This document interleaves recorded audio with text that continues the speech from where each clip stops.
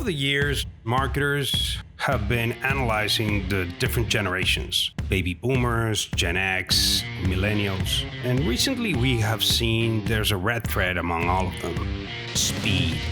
They all want everything to happen now. My name is Francisco Serrano, and I am the Chief Speed Officer at One to One and the host of the Now Gen podcast. Join me. Each episode, we talk about what's happening with brands, see how brand professionals across different industries cope with this fast-changing market, and live up to the expectation of this now generation. Welcome. This episode is brought to you by One to One, the fastest day-to-day design and content studio. For more than 17 years, One to One has been their premier partner for many Fortune 500 companies, proving that tight deadlines shouldn't be a hassle. Hello, and welcome again here to the Now Gen podcast. And today's episode, I am very excited to share with you guys that we will be talking about a sport that I fell in love with since I was a little kid, and I'm currently a fan of, and it's the NFL. We will be talking about the perfect strategies to score a branding touchdown and all the ins and outs of that very interesting world that the NFL brings to us fans and the general public, right? And for that, we have our very own Marissa Solis. She is the Senior Vice President and Global Brand and Consumer Marketing at the NFL. She is a well-seasoned business and marketing executive with experience in management, communications, and sales in both the mass market and the Latin American market. So we are very excited to have her here. She's going to tell us everything that's happening right now. Welcome, Marisa. Hi, happy to be on here. I'm very excited to have the conversation, Francisco. Yes. We were just talking offline how I became a fan of some teams, and now I'm a Commander. I'm a Commander fan, right? Oh, nice. Okay. Yes, I know that you and I might have rivalries, but that's fine. In the end, that's what it all entails to. So tell us, how do you came to this position, and a little bit about your background so the audience can learn from you?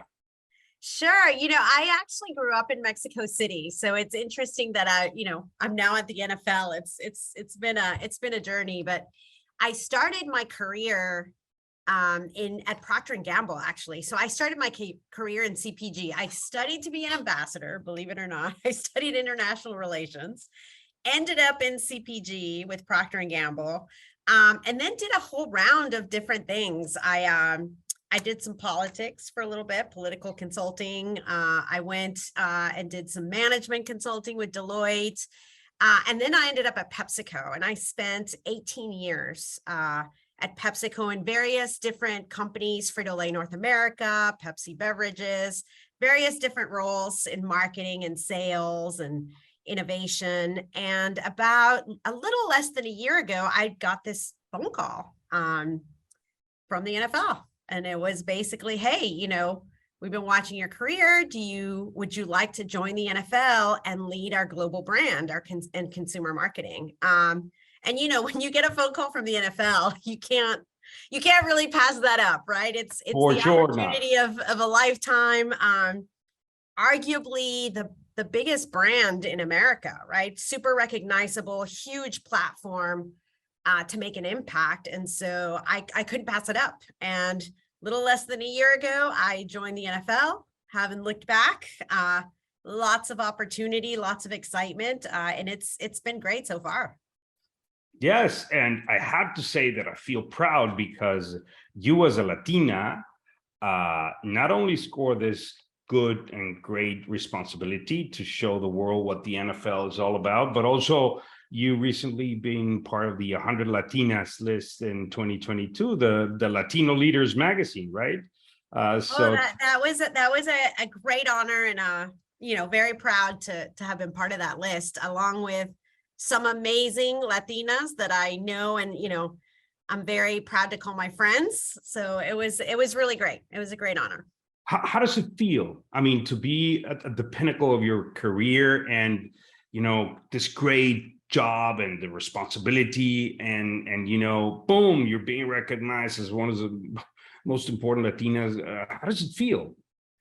I have always made it a goal to represent my community. I came from Mexico City, grew up in South Texas. My parents always instilled in me this, this vision of it doesn't matter where you are and what you're doing, what job you have, always do your best and represent your community and remember where you came from. So it is, wow, it is quite daunting and quite an honor to be on that list, right? And like I said, the women on that list are incredible female Latina leaders. You're talking about the likes of Claudia Romo Edelman, right? That's leading, the Latino agenda in general in the US, and just to be in that list alongside women like her, I think, as a testament that hopefully the things that I work on, whether it's at PepsiCo or now the NFL, are elevating the community in some way.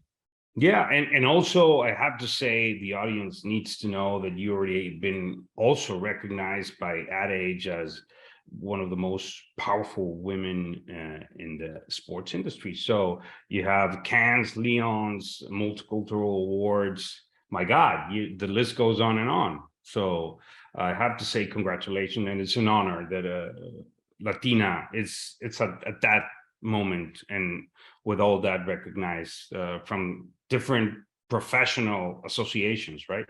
Well, thank you, Francisco. I appreciate it. It's that the awards are great. I think what's even better is to see the community excited, right, and passionate, and to uplift that community. That for me is really when you reach the pinnacle, when you've made an impact.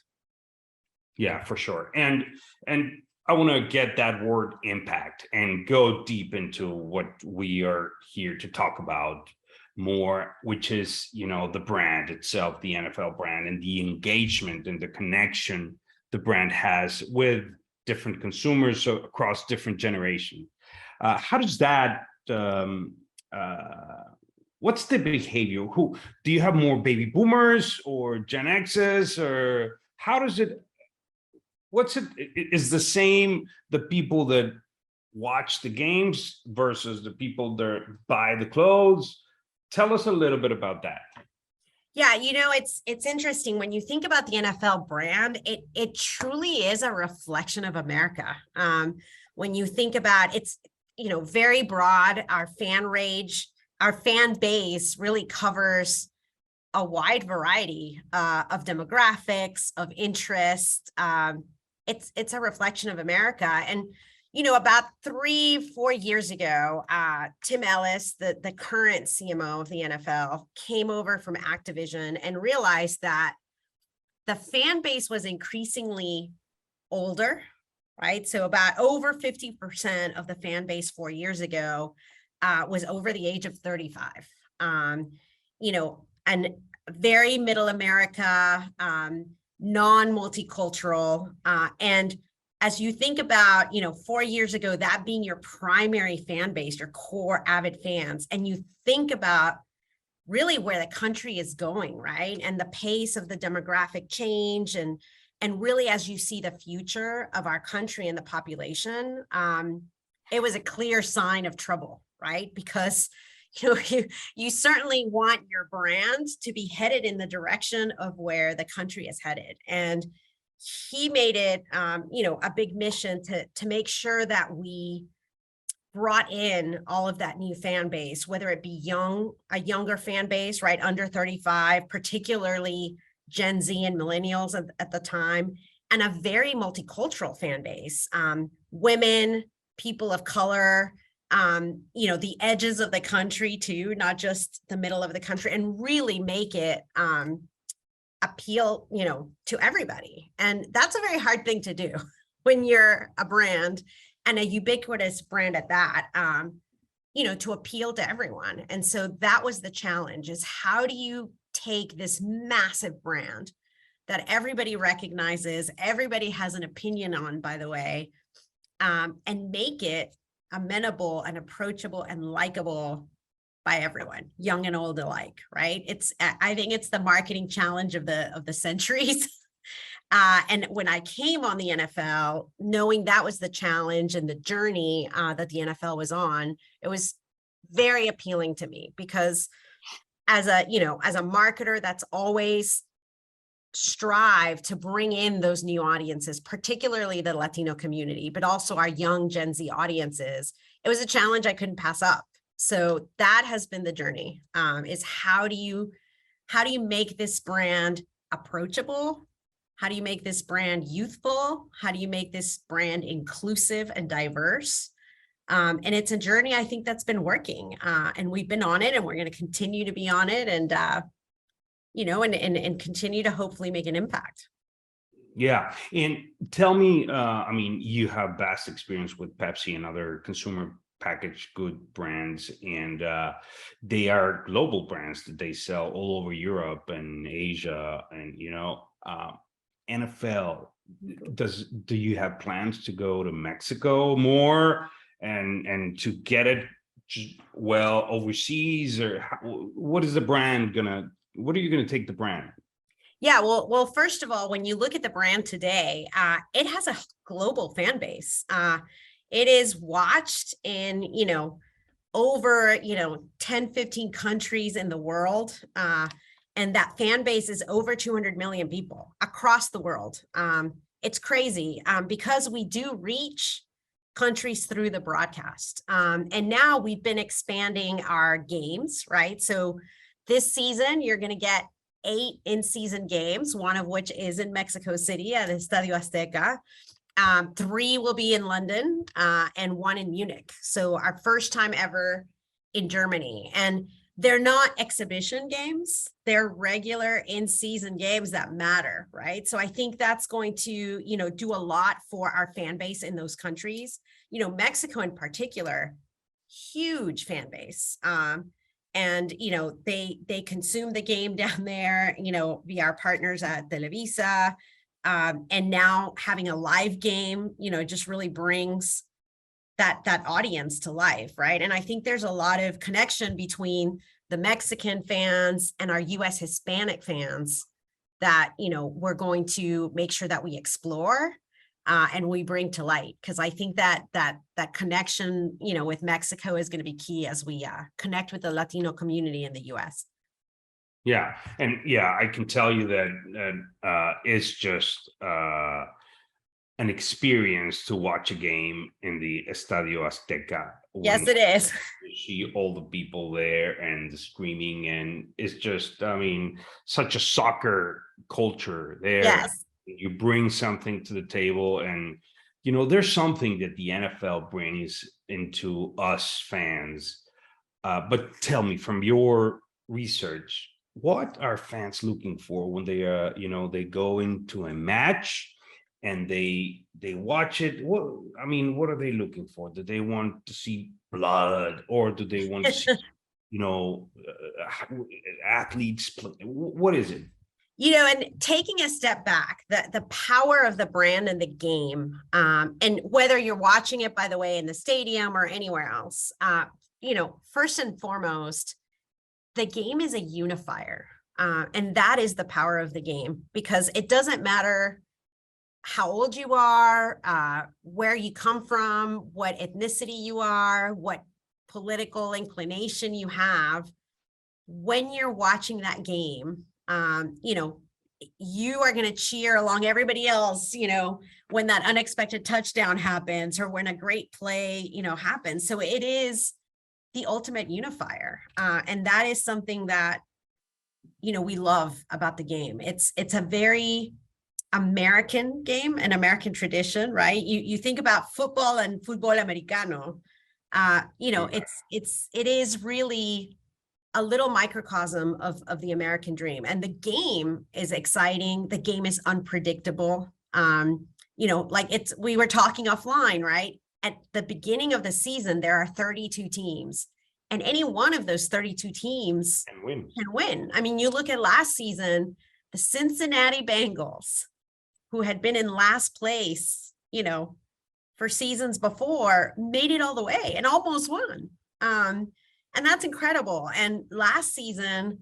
the playoffs, every single one of the playoff games, and I'm talking every single one, was decided on the last play, on the absolute last play. It was just incredible. You couldn't write it, any better than that. So from a game perspective, that's the power, right? It's the passion, it's the unification, it's the escape too. When you think about what's happening in the world and particularly in America, the way the economy is, all of the things happening in our society, sometimes the division that is caused. And, even after COVID, people are exhausted, people are, anxious. And when you have a game like this, it's a chance to escape. And it's the ultimate entertainment and an enlightenment. So that is the power of the game itself.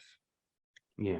But that's not all, Francisco, because there's the game, but we like to think, and we know that the NFL also transcends the game.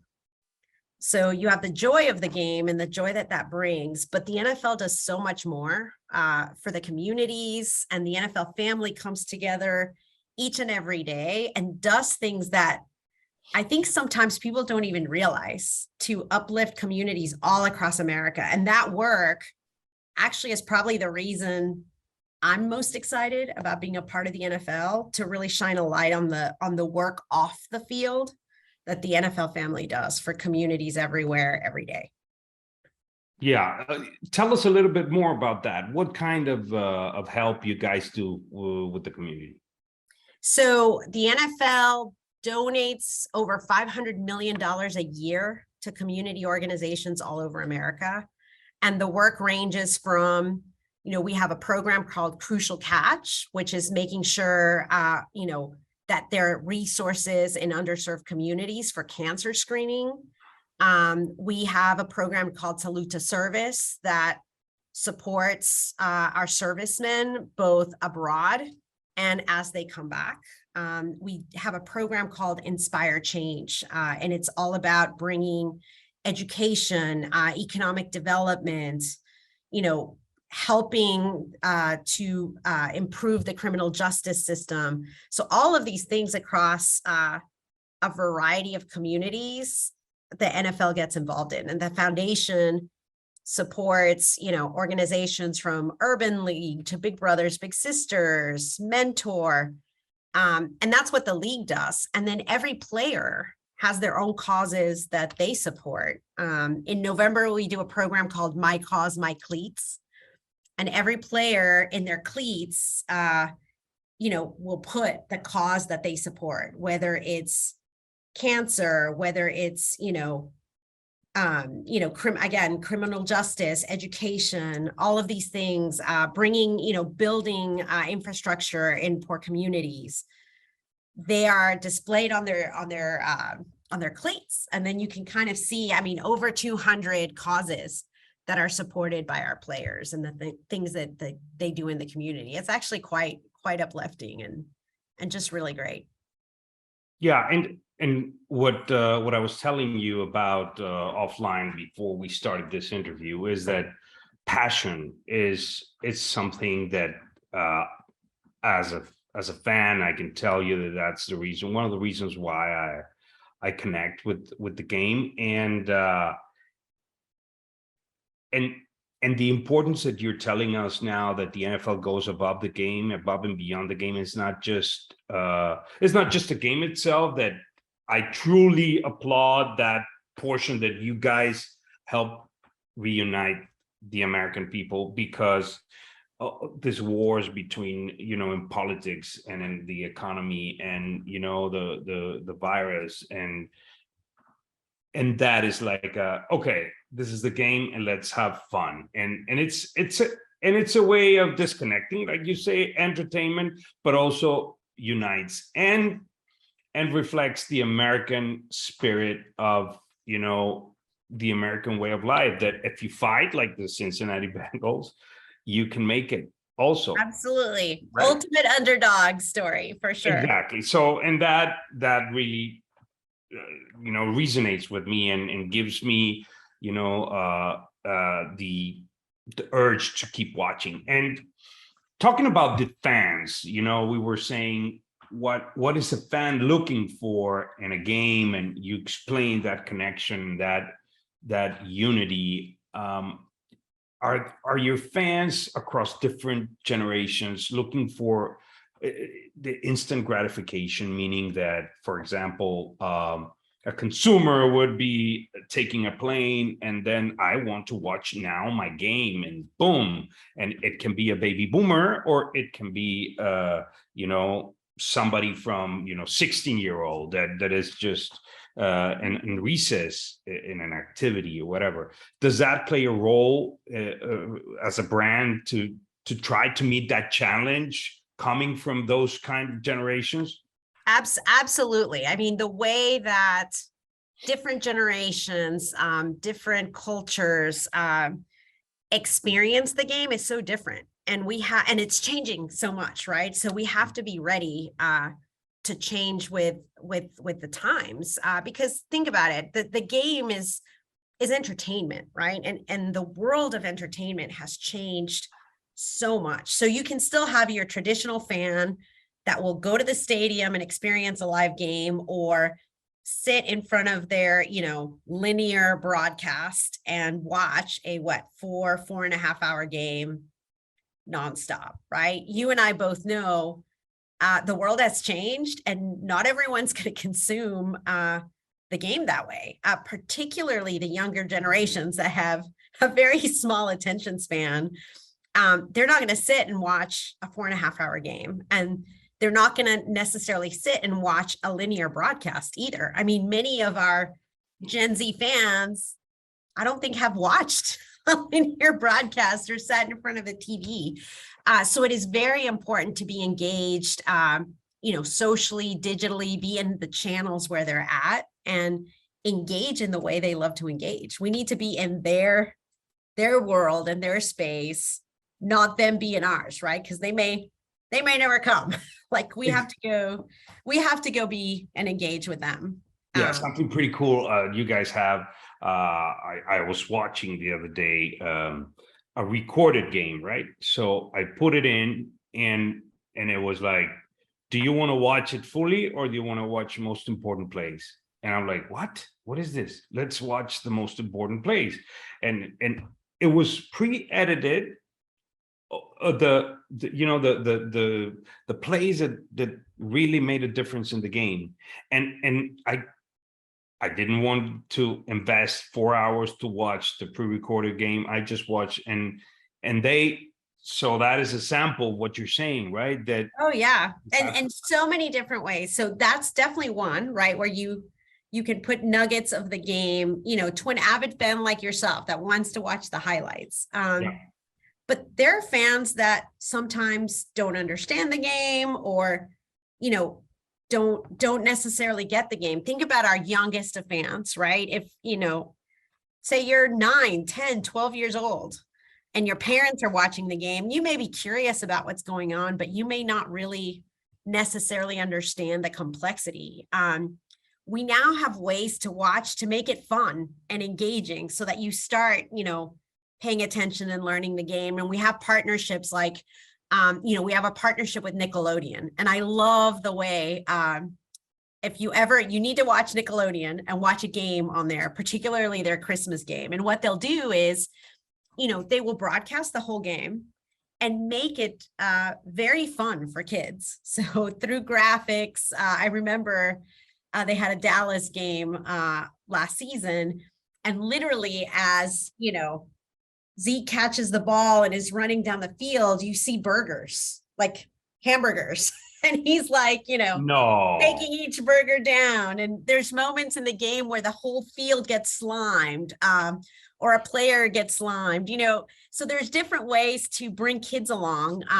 They have a weekly program with Young Dylan that is a football NFL program. And Young Dylan takes kids through, the games of the week, explains different things, but all in terms and fun ways that kids can understand. Kids love to watch people get slimed on Nickelodeon. So we've seen a lot of coaches and players get slimed, along the way. And that's the way we bring kids in, right? So that's definitely one way. You think about your Gen Z audience, right? That's definitely in different channels. For them, it's all about content and not necessarily the game itself, although again, they love the game. But you think about the verticals of entertainment, because for that audience, it's not just sports, it's about entertainment. So music, fashion, culture, like all of these things are really, really important. So we tell a lot of stories off the field about our players, and we have a strategy called helmets off, right? You take the player's helmet off, you really understand who this person is, what their life is like, and you get into all these different verticals on, what music do they like? What artists are they around? What are the different fashions that they're wearing? Last year at Draft in Las Vegas, the red carpet, became an event. It used to be, the draftees, prospective players would just walk into the draft. We had a red carpet event. It was great. And now it's like the Oscars. I mean, these guys are dressed to the T. Everybody wants to see what they're wearing. And, so it just has become much more than the game, right? It truly is culture that is being created.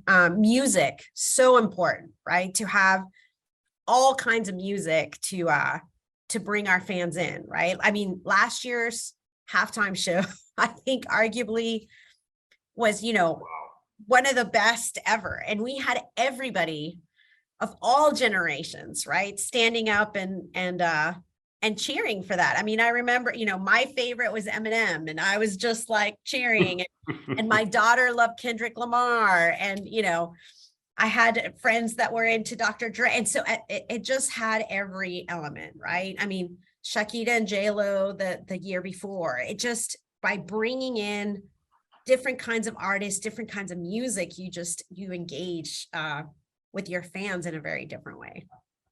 Yes, and I want to touch the point of other areas the brand goes to, like, for example, merchandising, licensing.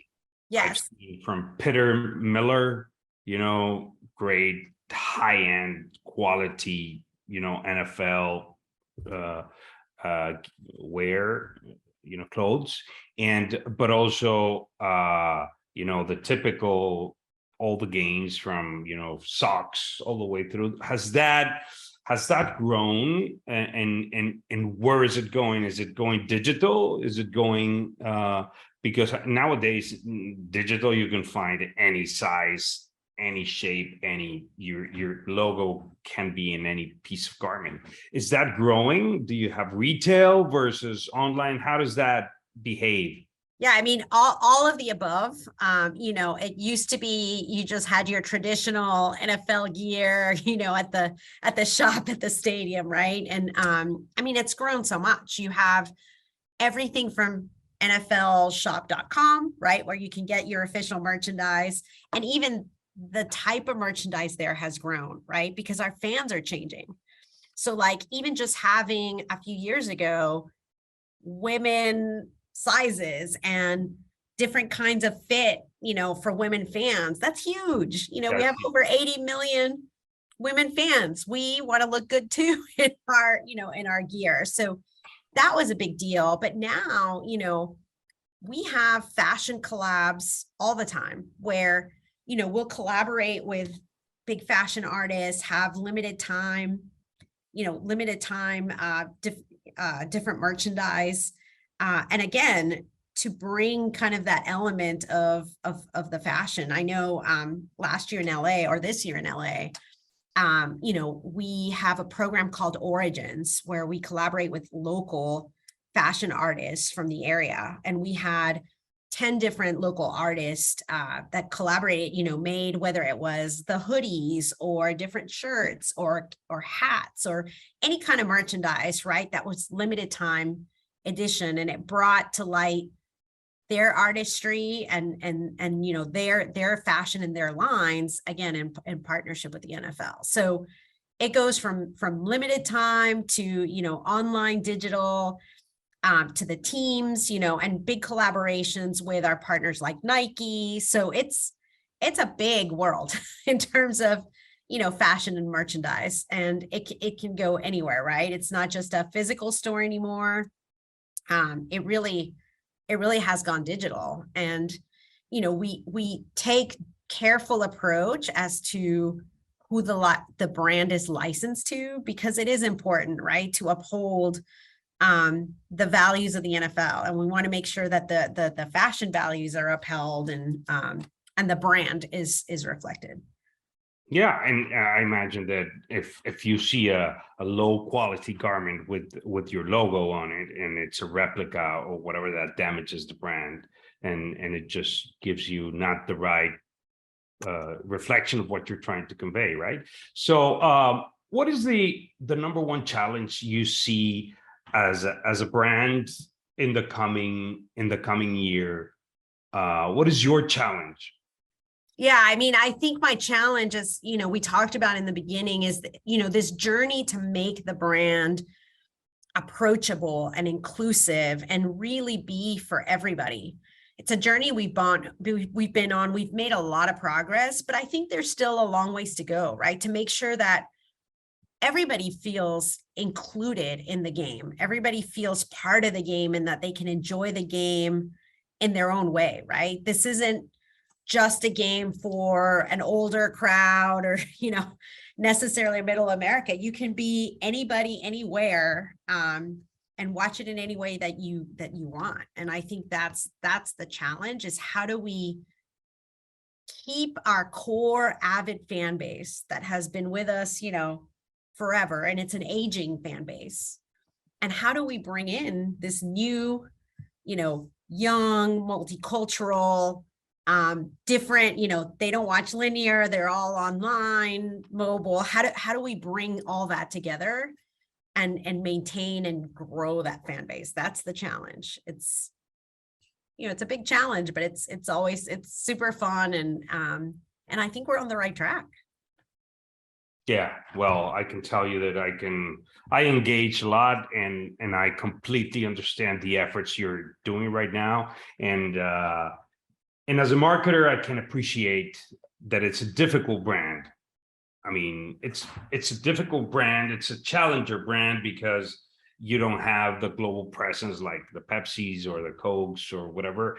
It's an American way of selling it. So it's kind of difficult within the US, competing against all the other different, you know, sports and franchises out there.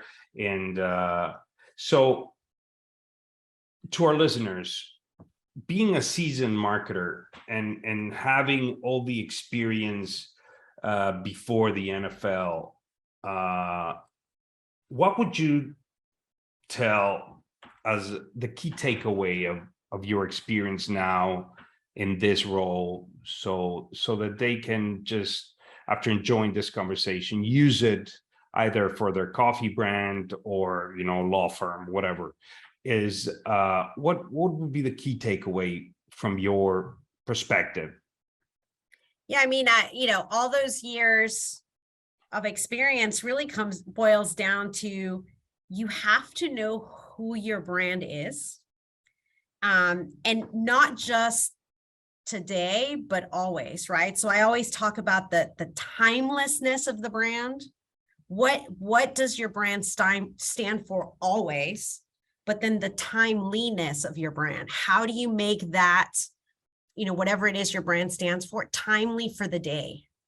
And so when you think about the NFL, and we've talked about this, you know, I think timeless, we are unifiers. We bring people together. But timely, it's a very difficult time in America today. And not only are we divided, but we also we're so fragmented, right? In terms of, you know, cultures and ways to watch and all of these things. So how do you make sure that timelessness comes through today? That's the challenge of any brand.